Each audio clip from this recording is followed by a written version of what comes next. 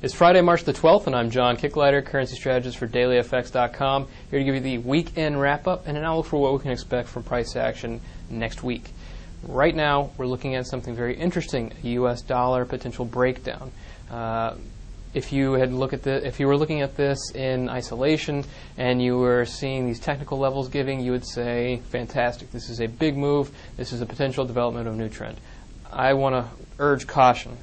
Hold off a little bit, because we see that the U.S. dollar is breaking lower against pairs like the euro dollar, the Swiss franc against the Canadian dollar, even the British pound is right on the edge of its own big resistance level. But this is not necessarily a break in favor against the U.S. dollar.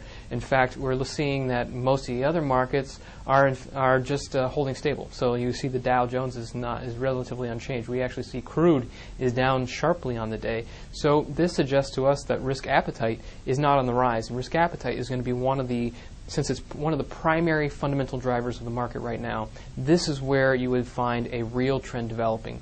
Otherwise, the U.S. dollar would have to move on its own, and it's not going to diverge from these underlying currents for very long.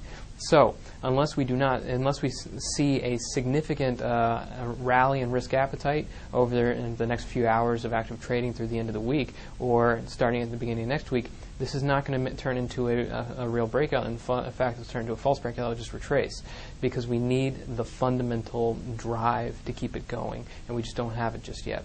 So, hold off on that. Look and see what's really driving the markets, and you can see this is one of the opportunities where you can see the correlations that start to break down, because right now market activity is at its lowest level in some time. In fact, if you look at the ATR, which is average true range on the dollar index, it's actually at its lowest level since August of 2008. So it's just a sign that things have turned so congestive, and there's been no clear direction on underlying sentiment, that the markets are starting to break apart. But this does not mean that they're going to continue to break apart and develop their own trends going forward. It just means that they're kind of relieving some of the pressure in some of these technical patterns, and now we're just waiting for that fundamental driver, and it's not going to stray very far. So keep on the sidelines, wait and see how it develops, and if you do have a break in favor of risk appetite going forward, then you have a really good impetus for entry. But as for event risk today, we see that there is relatively little, but there are some very big ticket indicators, specifically from the U.S. and Canada.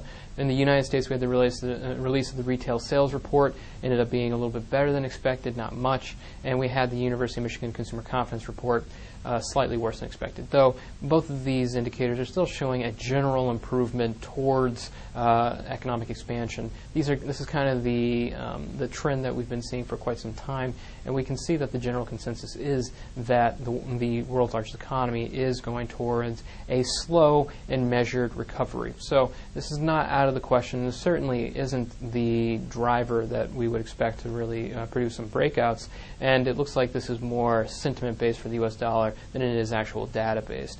As for the Canadian dollar, though, its own data has actually given the currency a lot more leeway in terms of price action. It did leverage a more significant move. We did see that the Canadian employment data across the wires, while the change was a little better than expected at a little north of 20,000 jobs added, it was actually the unemployment rate that turned out to be the real driver, because it did step down from 8.3% to 8.2% unexpectedly. So we do see that this is another big boost for the Canadian dollar. We've seen with their monetary policy that they're starting to take a more hawkish lean towards things, and we do see that inflation is starting to build up, and we see the recovery is taking place. And we actually, if you look at the overnight index swaps from Credit Suisse, you can see that the market's starting to price in a much more aggressive pace of rate hikes for Canada than many of its counterparts, excluding obviously the Australian and New Zealand central banks. But for against the U.S., Eurozone,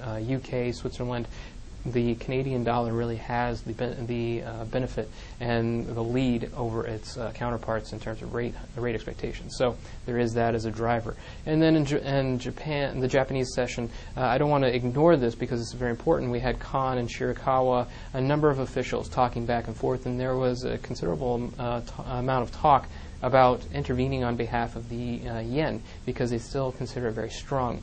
They're trying to pull whatever trick out of their sleeves that they can. There's in battles between both the Bank of Japan and the government and who's really responsible for reestablishing growth in Japan and keeping financial stability there. So this is just a natural segue of trying to do whatever, pick up an option, and intervening on behalf of the currency is certainly an option. They've proven themselves to be quite efficient at it in the past, but we'll see how they can do in this kind of desperate situation and see if they can really move the yen lower. Now, looking ahead to next week, we have an economic docket that does support a number of key economic releases, but I wouldn't say that they really have the drive to establish a big breakout in terms of risk appetite. Nonetheless, I think that we're going to see that next week or perhaps the week after. It depends on how things develop, but we're going to see a critical break. And we're getting to this point where the congestion levels and the underlying levels of activity are so low and so constricted that there needs to be kind of a decision made amongst the masses, and I think that decision will be made pretty soon.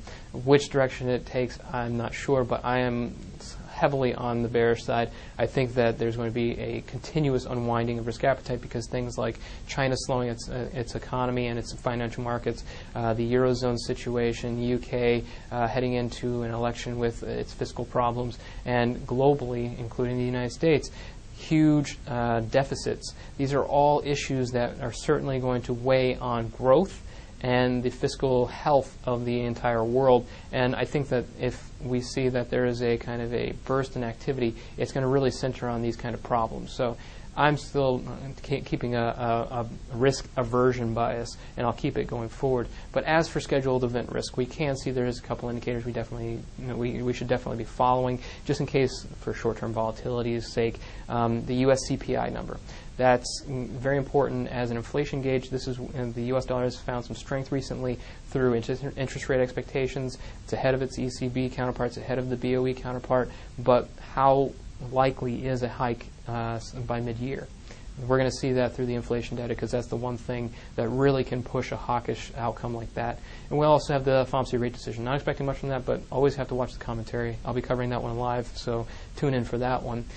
We also have the UK. A lot of data there. We have the release of lending data. We have employment data. We have some housing data. And there's a couple other indicators that I would say that could give some good leeway in terms of what we should expect. And that's certainly we need to be watching the pound very closely after its sharp decline just a couple weeks ago.